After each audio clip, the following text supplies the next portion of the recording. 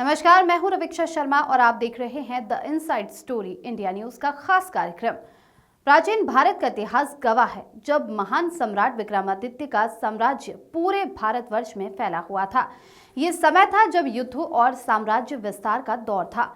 हालांकि विक्रमादित्य की असली महिमा केवल उनकी शाही शक्ति या सैन्य क्षमता में नहीं थी, बल्कि उनकी दूरदर्शिता, बुद्धिमानी और आर्थिक शक्ति में भी छिपी थी। विक्रमादित्य को ये गहरी समझ थी कि किसी भी साम्राज्य की सैन्य शक्ति का विस्तार जितना महत्वपूर्ण है, उतना ही महत्वपूर्ण है उसकी आर्थिक शक्ति। यही कारण था कि उन्होंने अपनी शक्ति और साम्राज्य की स्थिरता के लिए पैसा और मुद्रा को एक प्रमुख स्तंभ के रूप में स्थापित किया। विक्रमादित्य के साम्राज्य का विस्तार युद्ध और संघर्ष से भरा हुआ था, लेकिन जैसे जैसे समय बीत रहा था, उन्होंने ये महसूस किया कि आने वाला समय केवल सैन्य पर निर्भर नहीं रहेगा। विक्रमादित्य का कहना था, जो राज्य धन संपत्ति से संपन्न होता है, वही राज्य लंबे समय तक शांति और समृद्धि में रह सकता है। ये विचार उस समय के सम्राट के लिए नया था, जो अधिकतर सैन्य और युद्ध के रास्ते पर चलते थे। विक्रमादित्य ने पहले ही समझ लिया था कि भविष्य में व्यापार और मुद्रा ही सबसे बड़ी शक्ति बनेंगे। विक्रमादित्य ने यह निर्णय लिया कि अपने साम्राज्य की समृद्धि और स्थिरता को बनाए रखने के लिए उन्हें एक ऐसी मुद्रा प्रणाली की आवश्यकता होगी जो न केवल व्यापार को सुगम बनाए, बल्कि समाज में ईमानदारी और न्याय को भी सुनिश्चित करे। यही कारण था कि उन्होंने विक्रमशाही सिक्का की शुरुआत की, जो केवल धातु से बना नहीं था, बल्कि उसमें छिपी हुई थी एक गुप्त शक्ति। ये सिक्का न केवल व्यापारिक उपयोग के लिए था, बल्कि एक नैतिक प्रतीक बन चुका था, जो उन लोगों के हाथों में टिकता था जो ईमानदारी, सत्य और न्याय के रास्ते पर चल रहे थे। विक्रमशाही सिक्कों के माध्यम से विक्रमादित्य ने यह सिखाया कि पैसा केवल एक व्यापारिक वस्तु नहीं है, बल्कि यह नैतिकता, ईमानदारी और समाज के न्याय का प्रतीक है। इन सिक्कों का महत्व केवल व्यापारियों के लिए नहीं था, बल्कि इन सिक्कों के माध्यम से विक्रमादित्य ने पूरे समाज को ये सिखाया कि अगर किसी देश को स्थिरता, सम्मान और समृद्धि प्राप्त करनी है, तो उसे केवल सैन्य शक्ति नहीं, बल्कि आर्थिक समझ और सामाजिक न्याय की आवश्यकता है। इस प्रणाली को पूरी तरह से लागू करने के लिए विक्रमादित्य ने अपने दरबार में एक विशेष विभाग की स्थापना की, जो व्यापारियों के साथ निगरानी रखता था। ये विभाग ये सुनिश्चित करता था कि कोई व्यापारी बेईमानी न करे और हर व्यापारिक लेन देन को ईमानदारी से किया जाए। विक्रमादित्य ने प्रत्येक व्यापारी को यह समझाया कि सिक्के का असली उद्देश्य धन कमाने का नहीं, बल्कि समाज में न्याय की स्थापना करने का है। विक्रमशाही सिक्के का प्रचार पूरे साम्राज्य में तेजी से हुआ। व्यापारियों ने इस सिक्के को एक प्रमाण के रूप में देखा, जो ये दर्शाता था कि वे ईमानदार और न्यायप्रिय है।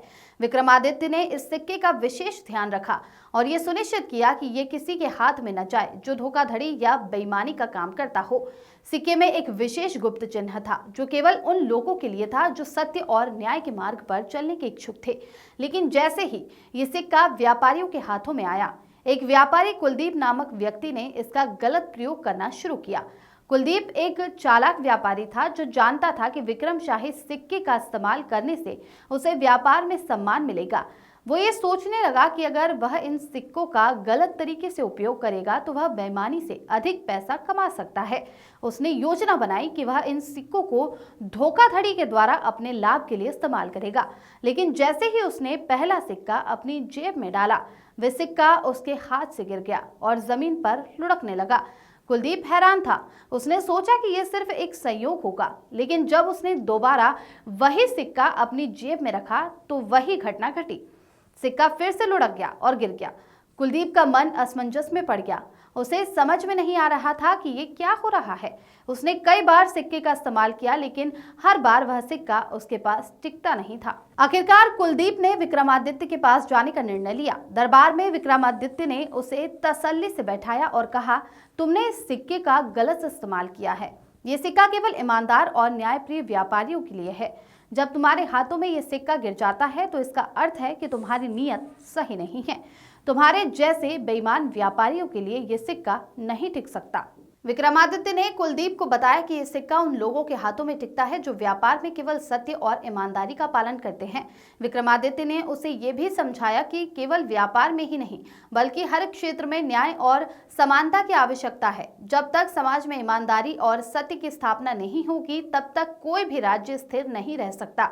विक्रमादित्य ने उसे ये भी कहा कि यह सिक्का सामाजिक जिम्मेदारी और नैतिकता का प्रतीक है। विक्रमादित्य की ये शिक्षा केवल कुलदीप के लिए नहीं थी, बल्कि संपूर्ण साम्राज्य के लिए एक संदेश बन गई। व्यापारी अब ये समझने लगे कि धन और संपत्ति का अर्जन केवल सच्चाई और न्याय के मार्ग पर चलकर किया जा सकता है। उन्होंने ये भी समझा कि सामाजिक जिम्मेदारी का पालन करते हुए केवल व्यापार करना ही नहीं, बल्कि अपने समाज में नैतिकता और ईमानदारी की स्थापना करना भी उतना ही महत्वपूर्ण है। इस प्रकार विक्रमादित्य ने पूरे साम्राज्य में न्याय और ईमानदारी की नींव रखी। लेकिन विक्रमादित्य का ये कदम यही नहीं रुका। उसने विक्रमशाही सिक्के को केवल आर्थिक प्रणाली का हिस्सा नहीं बनाया, बल्कि इसे एक राजनीतिक रणनीति के रूप में भी प्रस्तुत किया। उसने इस सिक्के का प्रचार केवल भारत में ही नहीं, बल्कि रोम, यूनान, मिस्र जैसे देशों में भी किया। ये सिक्का अब विश्व व्यापार का एक महत्वपूर्ण हिस्सा बन चुका था। व्यापारियों को ये सिक्का विश्वसनीयता, सम्मान और ईमानदारी का प्रतीक लगता था। सम्राट विक्रमादित्य ने इस प्रकार साबित कर दिया कि सैन्य शक्ति और राजनीतिक शक्ति केवल सीमित समय तक स्थिरता दे सकती है, लेकिन यदि आर्थिक शक्ति को सही दिशा में प्रयोग किया जाए तो समाज में शांति, समानता और न्याय की स्थापना की जा सकती है। आज भी विक्रमादित्य का नाम पैसा, व्यापार और न्याय की सटीक समझ के रूप में लिया जाता है। उनके द्वारा स्थापित विक्रमशाही सिक्के न केवल उनके साम्राज्य की समृद्धि का कारण बने, बल्कि उन्होंने पैसा और मुद्रा के नैतिक अर्थ को भी सामने लाया।